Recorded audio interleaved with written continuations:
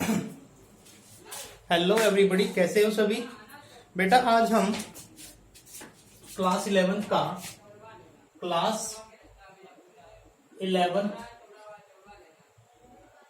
का chapter number 2 structure of atom और topic आज हमारा रहेगा डी ब्रोगली इक्वेशन। एक तो टॉपिक ये रहेगा बेटा, दूसरा limitation of D Broglie equation,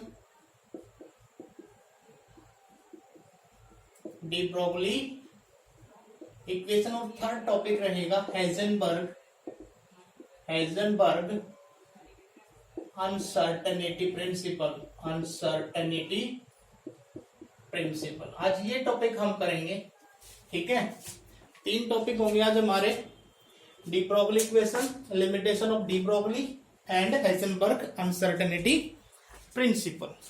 ठीक है बेटा, तो स्टार्ट करते हैं। चलो डी ब्रोगली इक्वेशन से, ठीक है। D Broglie equation,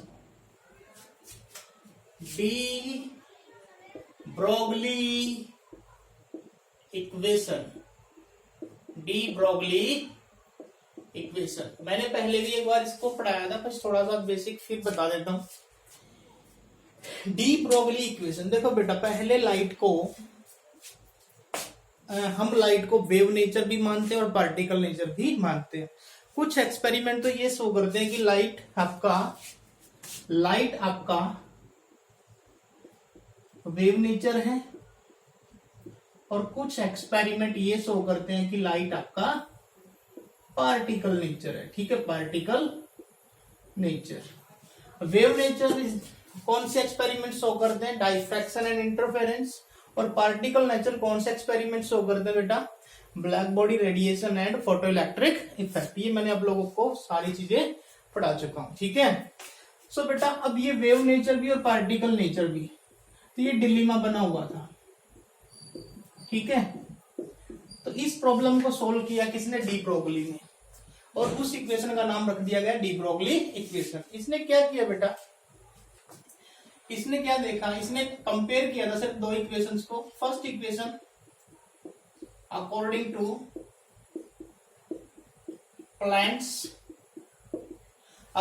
to Planck's quantum theory.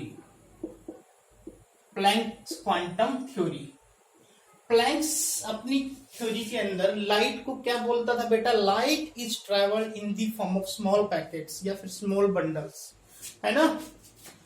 और उसने एनर्जी को क्या लिखा था, एच न्यू या फिर एच सी अपॉन लैम्डा लिख सकते हैं ना, एनर्जी को h nu according to Planck's quantum theory. और न्यू क्या है यहाँ पे, फ्रीक्वेंसी, और फ्रीक्वेंसी को क्या लिखते हैं, सी अपॉन लैम्डा। ये था according to Planck's quantum theory, ठीक है, फॉर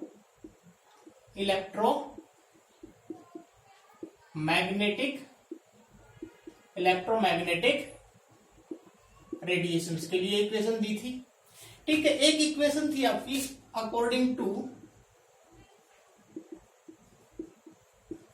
आइंस्टाइन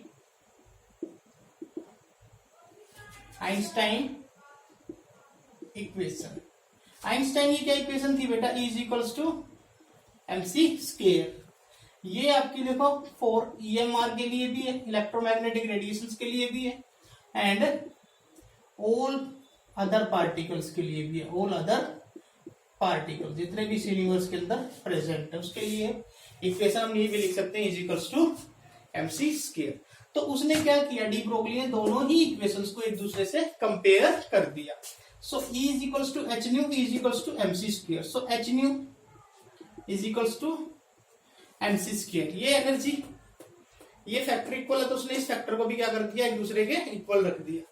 क्लियर। सो यहां से बेटा एच न्यू को क्या लिख सकते, h c upon lambda mc square, ठीक है। एक सी कट गया, सो लैम्डा क्या आ गया बेटा आपका, h अपॉन mc। लैम्डा क्या आ गया यहाँ पे आपका, h अपॉन mc। या फिर यहां पे लिखता हूं लैम्डा, ऐसे भी लिख सकते हो lambda is equals to h upon m c है, या फिर m c is equals to h upon lambda. This is the equation for electromagnetic radiation. ये इक्वेशन किसके लिए है? ओनली फॉर ईएमआर के लिए है, ठीक है, इलेक्ट्रोमैग्नेटिक रेडिएशन के लिए। अब यहां पे जो एमसी है, दिस इज द मोमेंटम, ये क्या है बेटा? मोमेंटम, ठीक है। और लैम्डा क्या है यहाँ पे? वेवलेंथ। और वेवलेंथ किसकी होती है? वेव की। और मोमेंटम किसका होता है? पार्टिकल का। तो यहां से पता चल रहा है कि लाइट का कैसा नेचर है? Particle nature. और यहां से पता चल रहा है लाइट का कैसा नेचर है? Wave nature. सो यहां से डिलेमा सोल्व हो गया कि फिर यहां से क्या मान लिया कि इलेक्ट्रोमैग्नेटिक रेडिएशन आपका according to de Broglie equation wave nature भी होता है और अकॉर्डिंग टू पार्टिकल नेचर भी होता है, ठीक है। तो ये इक्वेशन सिर्फ बनी थी किसके लिए? ईएमआर के लिए। बाद में इसको जनरलाइज फॉर्म में लिख दिया, इसको सभी मैटर के लिए लिख दिया। तो इससे एक जनरलाइज्ड इक्वेशन बन गई, जनरलाइज्ड इक्वेशन, ठीक है। और जनरलाइज्ड इक्वेशन क्या बनी बेटा? यहां पे जो एमसी था उसको एमवी में कन्वर्ट कर दिया, ठीक है, या फिर lambda is equals to h upon mv for all particles present in universe. मतलब अब यहां से ये पता चल गया कि जितने भी यूनिवर्स के अंदर पार्टिकल है उन पार्टिकल का वेव नेचर भी होता है और पार्टिकल नेचर भी होता है, ठीक है। वेव नेचर भी होता है और पार्टिकल नेचर भी होता है। इस इक्वेशन से ये पता चलता है कि बेटा लाइट का तो देखो, लाइट तो है ही वेव नेचर और particle nature according to this equation. But इसको बाद में जनरलाइज किया गया इस इक्वेशन को, इसको सभी पार्टिकल्स के लिए लिख दिया जो यूनिवर्स के अंदर प्रेजेंट है। तो यहाँ पे सी को हटा के सिर्फ क्या कर दिया? वी को उसको वेलोसिटी में लिख दिया, v lambda is equals to h upon m v. This is the generalised equation for all particle present in universe. अब बेटा अब एक बात बताओ, कोई बड़ा पार्टिकल है जैसे कि एक बॉल है, उस बॉल को फेंका जाता है, क्या वो बॉल आपको ऐसे चलते हुए दिखाई देती है? ऐसे वेव की तरह नहीं चलते हुए दिखाई देती ना। तो इसकी लिमिटेशन में सिखाऊंगा बेटा कि किसका वेव हमें दिखाई दे, किसका वेव हमें ऑब्जर्व होगा और किसका वेव हमें ऑब्जर्व नहीं होगा। क्लियर? सो आगे बढ़ते हैं, बेटा। ये समझ आ गया?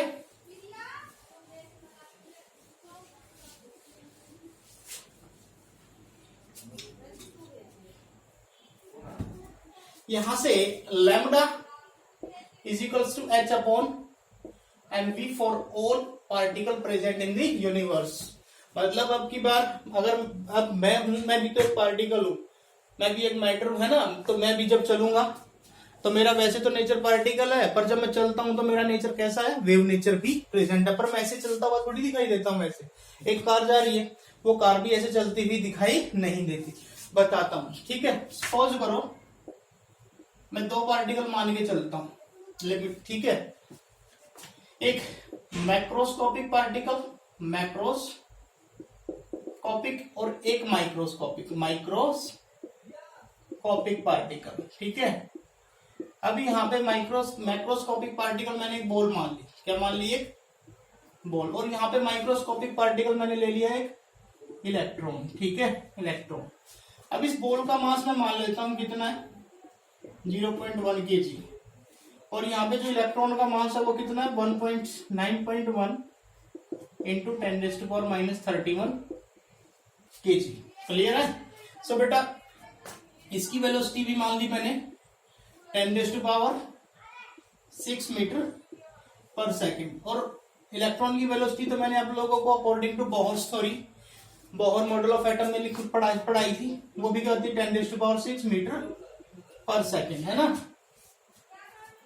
देखो वेलोसिटी एंड मास, क्लियर। और h की वैल्यू यहाँ दोनों जगह सेम होगी। h is the Planck's constant, और वो कितना होता है? 6.6 इंटू 10⁻34 जूल सेकेंड, या फिर 6.6 इंटू 10⁻34 किलोग्राम मीटर स्क्वायर पर सेकेंड। किलोग्राम स्क्वायर कुछ ऐसा ही होगा बेटा, ठीक है। किलोग्राम मीटर स्क्वायर पर सेकेंड स्क्वायर, कुछ ऐसा ही होगा। ठीक है, यहाँ पे भी आप एच की वैल्यू 6.6 इंटू 10⁻⁻34 जूल सेकेंड लिख लो। इसको देख लेना, ठीक है, गलत है या सही है, मेरे हिसाब से तो ठीक है। ठीक है, सो मास 0.1 किलोग्राम, इसका मास 9.1 इंटू 10⁻31 केजी। इसकी भी वेलोसिटी इतनी, इसकी भी वेलोसिटी इतनी, दोनों की वेलोसिटी सेम है, दोनों का प्लैंक्स कांस्टेंट भी सेम है। ठीक है, सो जब दोनों इक्वेशंस को सॉल्व करेंगे,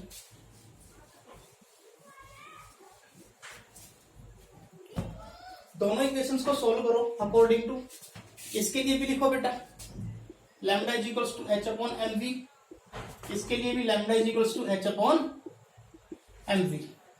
अब यहाँ पे इसके मैक्रोस्कोपिक पार्टिकल लैम्डा, एच की वैल्यू कितनी है बेटा यहाँ पे 6.6 इंटू 10⁻34 जूल सेकेंड। मास कितना है बॉल का बेटा 0.1 किलोग्राम इंटू वेलोसिटी कितनी है बेटा 10⁻6। सो ऐसे ही इसका निकाल लो 6.6 इंटू 10⁻34, इसका मास कितना है बेटा 9.1 इंटू 10⁻13 केजी, और वेलोसिटी कितनी है बेटा इसकी 10⁻6।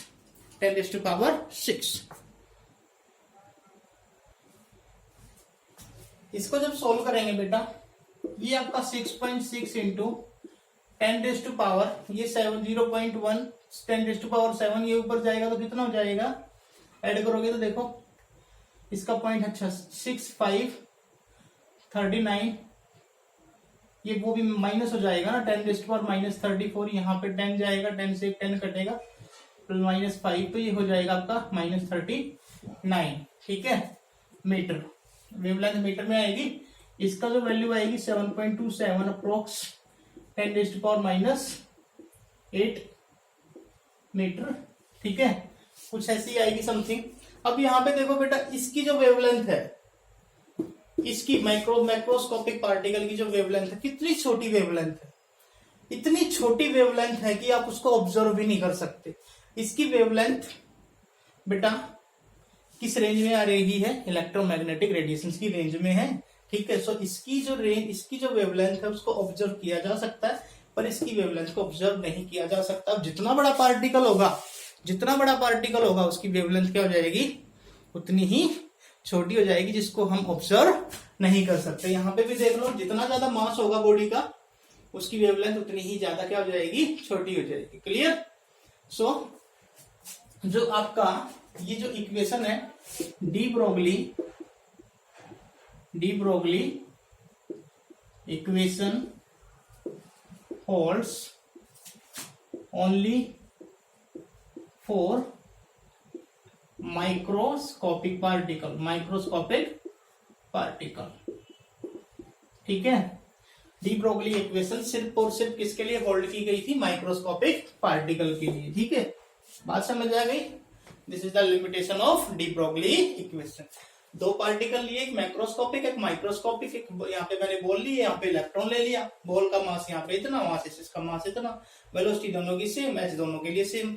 सो लैम्डा निकालना, लैम्डा निकालने पे देखा एक की वेवलेंथ इतनी छोटी आ रही है और एक की वेवलेंथ थोड़ी बड़ी आ रही है, तो इसकी वेवलेंथ को ऑब्जर्व किया जा सकता है। ये वेवलेंथ आपकी इन दी रेंज ऑफ इलेक्ट्रोमैग्नेटिक रेडिएशन, और ये किसी रेंज में है ही नहीं, तो जितना ज्यादा बड़ा पार्टिकल उसकी वेवलेंथ उतनी ही ज्यादा छोटी हो जाएगी, जिसको आप ऑब्जर्व नहीं कर सकते। क्लियर। सो बेटा आगे बढ़ते हैं, ये था limitation of D Broglie equation. So limitation, इस लिमिटेशन को अगर इस डी ब्रोगली इक्वेशंस को अगर हम बोहर क्वांटाइजेशन कंडीशन पे लगा दें, अब हमें ये पता चल गया कि जो भी आपका मैटर है, ठीक है, उसका वेव नेचर भी होता है। ठीक है, सो इलेक्ट्रॉन भी क्या है, पार्टिकल है, और पार्टिकल तो उसका नेचर भी कैसा होगा, वेव नेचर भी होगा। सो बोहर क्वांटाइजेशन कंडीशन क्या थी, Bohr quantization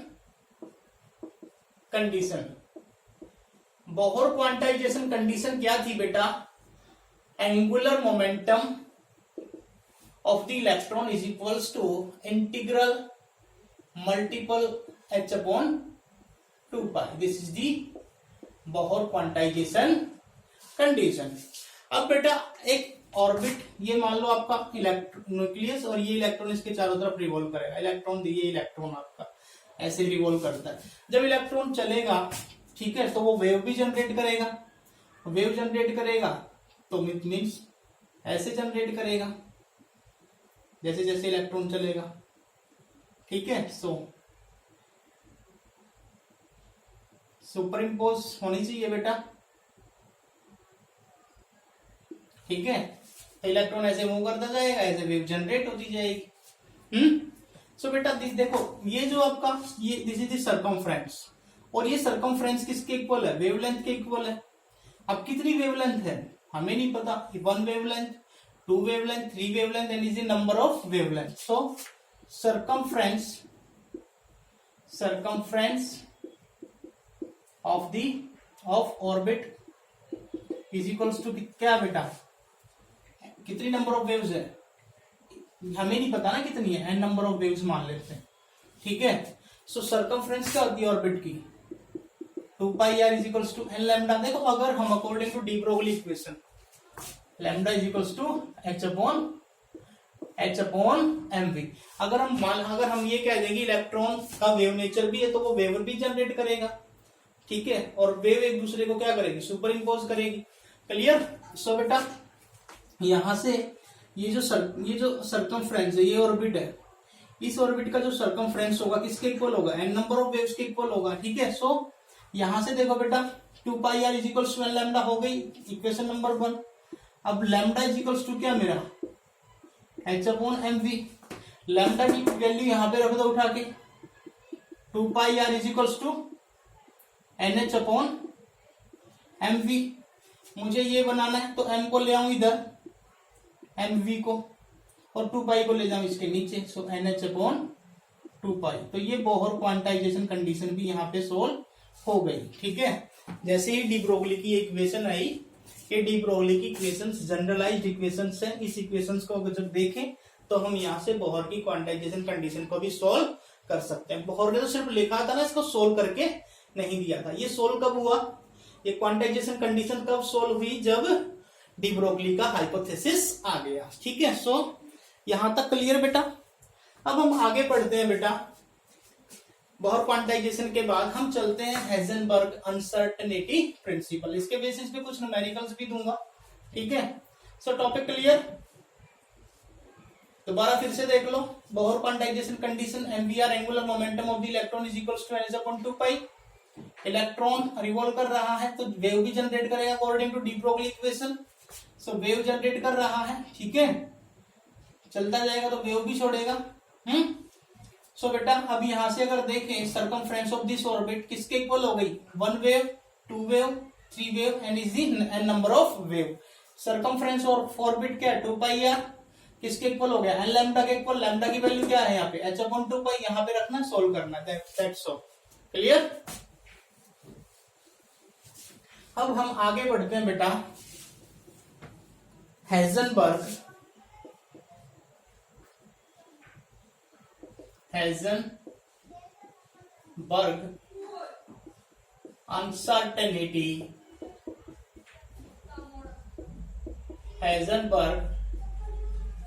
uncertainty principle. Uncertainty का मीनिंग क्या होता है बेटा? Uncertainty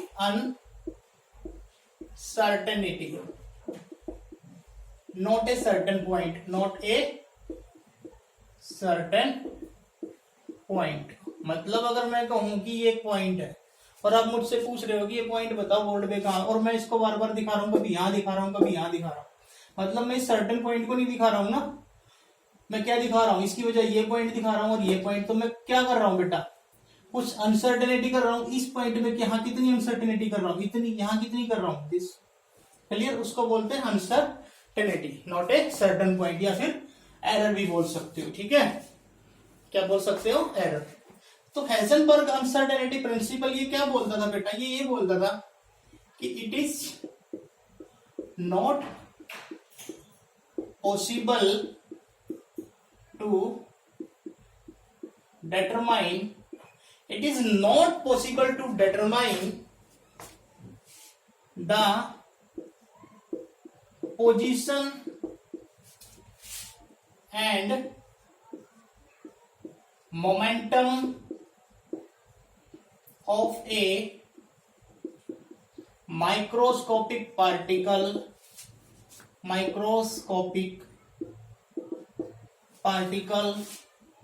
simultaneously with absolute accuracy.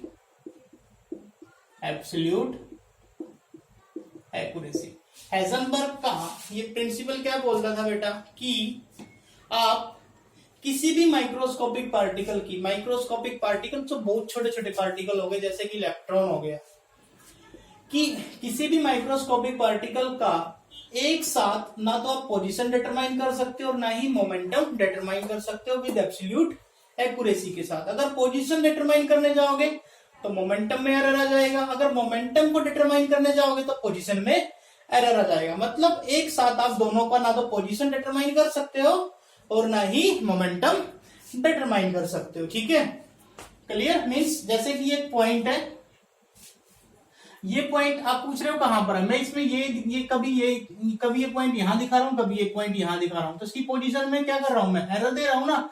और वो एरर कितना दे रहा हूं, डेल्टा एक्स, है ना। यहां भी कितना एरर दिया, डेल्टा एक्स, है ना।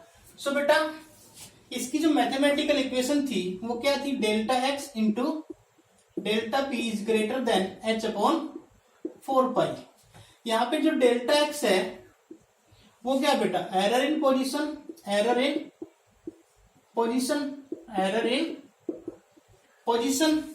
ठीक है। और जो डेल्टा पी है वो क्या है यहाँ पे, एरर इन मोमेंटम। और ये जो ग्रेटर देन इक्वल्स टू है, ये किसका मतलब क्या है, means product of delta x and delta p greater than over equals to h upon 4 pi. देखो बेटा मैथमेटिकल इक्वेशन क्या थी बेटा, delta x into delta p is greater than equals to h upon 4 pi. अगर आप delta x determine करोगे, अगर आप पोजीशन डिटरमाइन करोगे तो मोमेंटम में एरर, मोमेंटम को डिटरमाइन करोगे पोजीशन में एरर। मतलब दोनों का एक साथ आप ना तो पोजीशन और ना ही मोमेंटम डिटरमाइन कर सकते हो। जैसे कि बोहर ने तो है ना सब कुछ फिक्स कर दिया था, ये न्यूक्लियस, ये इलेक्ट्रॉन इसके चारों तरफ रिवॉल्व करेगा। अब ये फिक्स वेलोसिटी में रिवॉल्व कर रहा है ना, फिक्स ऑर्बिट में रिवॉल्व कर रहा है और फिक्स रेडियस के साथ रिवॉल्व कर रहा है। तो उसने सारी चीजें क्या कर दी बेटा, एब्सोल्यूट एक्यूरेसी के साथ डिटरमाइन कर दी। और हेजनबर्ग बोलता है ऐसा पॉसिबल नहीं है। ठीक है, सो बेटा जैसे कि आपके पास देखो, एक तो हेजनबर्ग हो गया और एक आइंस्टाइन हो गया। बोर थोड़ी तो फेल हो गई थी। ठीक है, हेजनबर्ग आपका, इसको आप आस्तिक मान लो, बिलीव इन गॉड, और आइंस्टीन को मान लो does not believe in God. ये भगवान में विश्वास करता है और ये भगवान में विश्वास नहीं करता। अब इसने क्या कहा, डी ब्रोगली की इक्वेशंस क्या करती है, वेव जनरेट करती है। ठीक है, तो उस वेव को अगर हम रेजोनेट कर ले तो हम फ्यूचर में भी जा सकते हैं और पास्ट में भी जा सकते हैं। ठीक है, सो इसने ये कहा कि कोई मच्छर अगर यहां पर इस कमरे के अंदर है तो ये कहता था कि 1 घंटे के बाद ये मच्छर कहां पर होगा, उसकी पोजीशन भी और उसका मोमेंटम दोनों डिटरमाइन एक साथ कर रहा था। और हेजनबर्ग ये बोलता था कि आप ना तो पोजीशन डिटरमाइन कर सकते और ना ही मोमेंटम। मतलब 1 घंटे के बाद वो मच्छर कहां पर होगा ये कोई नहीं बता सकता, ये तो सिर्फ भगवान को पता है। ठीक है, अगर मैं यहां पर हूं, मेरे को पता मैं 1 घंटे बाद क्या करूंगा, तो ये पॉसिबल नहीं है कि ये बात सच हो। ठीक है, 1 घंटे के बाद चाहे मैंने प्लान कर रखा हो। क्लियर। सो बेटा इतने ही फॉलोवर्स इसके थे, इतने ही फॉलोवर्स इसके थे, पर आज तो इन चीजों को कैलकुलेट किया जा सकता है हेजनबर्ग अनसर्टेनिटी प्रिंसिपल को सिर्फ और सिर्फ हम किसके लिए स्टडी करते हैं, इसको सम्मान देने के लिए। ठीक है, क्योंकि ये भी एक काफी बड़ा अचीवमेंट था उस टाइम का। क्लियर। सो बेटा अब बोहर ने तो कह दिया था जी fix velocity, fix radius and fixed energy, पर ये तो बोलता था कि किसी भी माइक्रोस्कोपिक पार्टिकल का आप एक साथ ना तो पोजीशन डिटरमाइन कर सकते हो ना ही उसका मोमेंटम डिटरमाइन कर सकते हो। अगर मान लो आपने डेल्टा एक्स मतलब एरर एक्यूरेटली डिटरमाइन कर लिया, डिटरमाइन एक्यूरेटली, ठीक है। अब आपने इसको डिटरमाइन एक्यूरेटली किया तो मीन्स जो एरर होगा वो 0 होगा, मानते हो? एरर तो अब आपकी पोजीशन एक्यूरेट है। तो बेटा यहाँ पे बताओ, जो डेल्टा एक्स है और डेल्टा पी का जो प्रोडक्ट है is greater than h upon 4 pi. So delta P किसके इक्वल होगा? H upon 4 pi delta x. अब यहाँ पे डेल्टा एक्स की वैल्यू 0 रखोगे तो 1/0 किसके इक्वल होगा? इन्फिनिटी के इक्वल। तो एरर कितना, मोमेंटम में कितना एरर आ रहा है? Greater than infinity. मतलब आपने पोजीशन को एक्यूरेट डिटरमाइन किया तो एरर मोमेंटम में एरर बढ़ गया ना। अब यहां से मोमेंटम को डिटरमाइन कर लो accurately.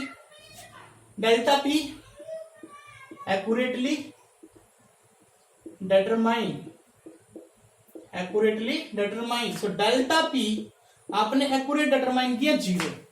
Clear? So delta x into delta p is greater than h upon 4 pi and delta p is greater, sorry delta x position में एरर ढूंढना है, h upon 4 pi delta p जो 0 है बेटा तो 1/0 कितना, मतलब डेल्टा एक्स में क्या आ गया? अब ग्रेटर देन इन्फिनिटी, मतलब डेल्टा एक्स में एरर बढ़ गया। सो बेटा अब अगर आप एक चीज बढ़ा रहे हो, अब देखो यहां से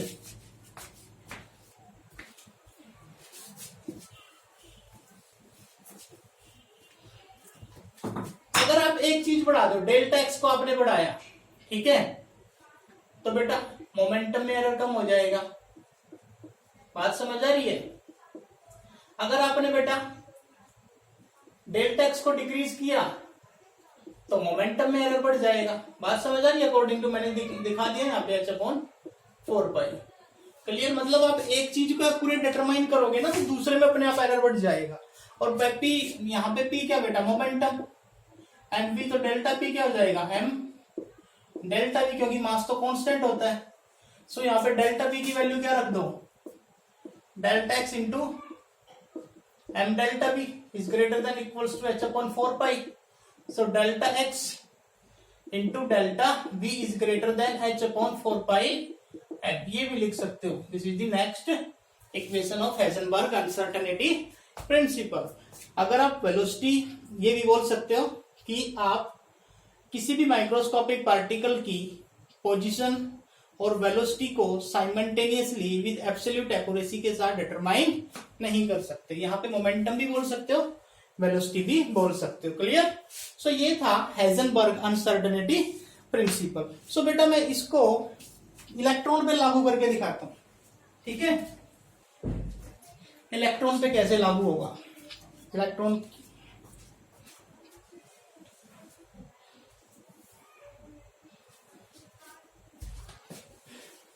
चलो आगे। इसके बाद अब कुछ न्यूमेरिकल्स करेंगे। देखो बेटा, मैं यहाँ पे ये देखो, ये मेरा इलेक्ट्रॉन है। इस इलेक्ट्रॉन ऐसे घूम रहा है, ठीक है? अब इलेक्ट्रॉन की मेरे को पोजीशन डिटरमाइन करनी है। और इलेक्ट्रॉन की पोजीशन कैसे डिटरमाइन करोगे?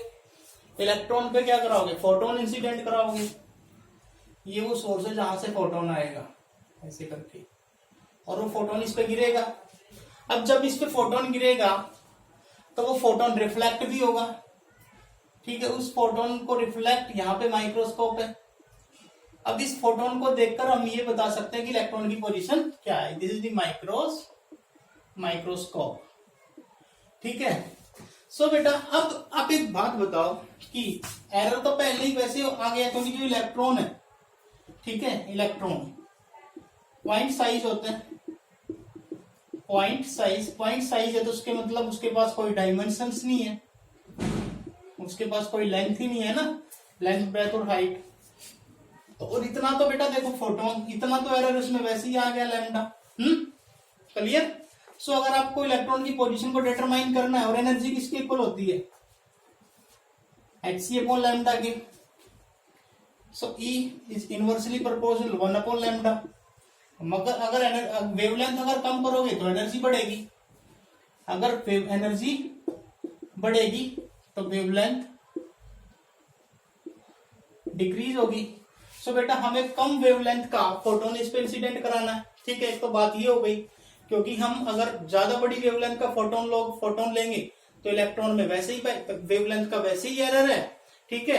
तो वेवलेंथ ज्यादा बड़ी हो जाएगी तो और ज्यादा एरर बढ़ जाएगा।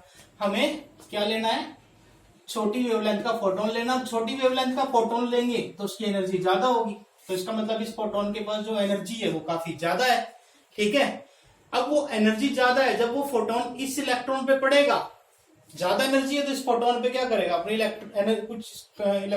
अपनी कुछ एनर्जी क्या करेगी, कुछ एनर्जी ट्रांसफर हो जाएगी, इलेक्ट्रॉन के पास चली जाएगी, जिससे इलेक्ट्रॉन का क्या हो जाएगा, मोमेंटम बढ़ जाएगा। उसको जाना था इस रास्ते, वो चला जाएगा कैसे, ऐसे एक नया पाथ फॉलो कर लेगा। सो बेटा देखो, आपने जैसी फोटोन यहां से वो फोटोन रिफ्लेक्ट होके जाएगा, उसको माइक्रोस्कोप से देख के हम इलेक्ट्रॉन की पोजीशन डिटरमाइन कर सकते हैं, नो डाउट कर सकते हैं ऐसा, ठीक है। हम इलेक्ट्रॉन की पोजीशन डिटरमाइन कर सकते हैं, ठीक है। फोटोन इंसिडेंट कराएंगे, फोटोन इंसिडेंट कराएंगे तो फोटोन रिफ्लेक्ट होगा, उस फोटोन को देखकर आप इलेक्ट्रॉन की पोजीशन को डिटरमाइन कर सकते हैं, नो डाउट, क्लियर। सो बेटा ये फोटोन जब रिफ्लेक्ट होगा तो उसको हम अपनी आंखों से ऑब्जर्व कर सकते हैं माइक्रोस्कोप के थ्रू। सो बेटा हमने इसकी इलेक्ट्रॉन की पोजीशन तो डिटरमाइन कर ली, पर बेटा जैसे ही ये फोटोन पड़ा, हाई एनर्जी का फोटोन था, इसका मोमेंटम तुरंत चेंज हो गया। अब मोमेंटम चेंज हो गया तो इसका मतलब क्या, एरर आ गया मोमेंटम में। एक चीज एक्यूरेटली डिटरमाइन हुई तो मोमेंटम में क्या आ गया, तुरंत एरर आ गया। सो बेटा यहां से अब बोहर ने तो ये कहा था कि electron revolve around the nucleus in a fixed orbit, और ऐसा पॉसिबल नहीं है, ठीक है, क्लियर। फिक्स ऑर्बिट उसने जो बोला था वो ऐसा पॉसिबल नहीं था, ठीक है। सो ऑर्बिट का जो कंसेप्ट था वो according to Heisenberg uncertainty principle के अकॉर्डिंग वो फेल था, ठीक है। सो बोर मॉडल आपका इसलिए भी फेलियर बना कि वो हाइजेनबर्ग अनसर्टेनिटी प्रिंसिपल को डिटरमाइन या उसके क्वेश्चन का आंसर नहीं दे पाया, क्लियर। सो यहां से ये था आपका हाइजेनबर्ग अनसर्टेनिटी प्रिंसिपल। सो बेटा इस टॉपिक से रिलेटेड अगर आपको कोई भी डाउट है, ठीक है, तो आप कमेंट बॉक्स में कमेंट कर सकते हैं, ठीक है। अगर आपको वीडियो पसंद आ रहा है तो आप इसको प्लीज लाइक करें, शेयर करें एंड सब्सक्राइब करें, ठीक है। ओके बेटा, थैंक यू।